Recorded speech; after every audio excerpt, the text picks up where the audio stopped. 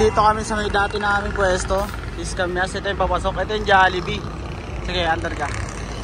Yan, doon kami sa may bago namin pwesto ngayon.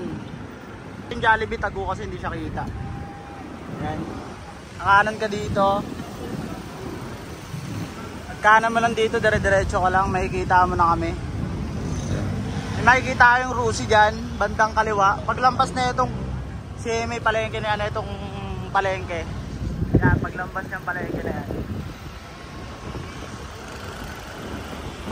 Ito lang, pagkanan ng Jollibee, dire-diretso lang mga idol. Wala kayong liliguan. Sa mga magpapark po ng sasakyan, agahan nyo kasi pwede kayo dito magpark oh. Pwede dyan, meron dun sa may kabila, meron dito sa may likod.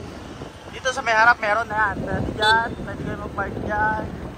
Agahan nyo na lang po para hindi kayo maunahan ng mga malengke. Yan, pwede magpark dyan mga idol, may mga bantay naman dyan.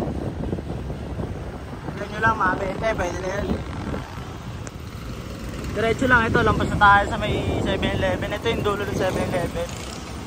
Sa anong palengke. Asa ito.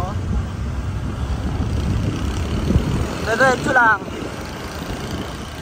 Hindi kayo liliko, hindi kayo kanan. Diretso nyo. Nakikita nyo itong Palawan. Nakikita nyo yung Palawan.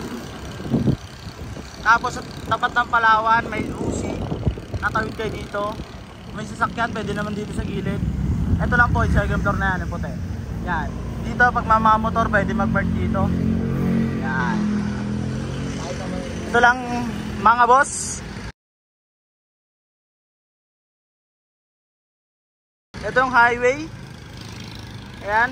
Ito, malapit kami sa may tapat ng Palawan. Pwede nyo naman ito i-Waze Rusi. Kasi papasok naman sa amin ito. Nagtitinda si ate. Ayan sa ate, oh, shoutout. Ito, dito lang. Kasi sa mga ano dyan, mga naka-wheelchair tapos hirap maglakad, magsama na lang po kayo. Kasi ito po ang medyo hassle, pinagdaanan. Ito lang po kasi hinahanap namin talagang sok sa pwesto namin.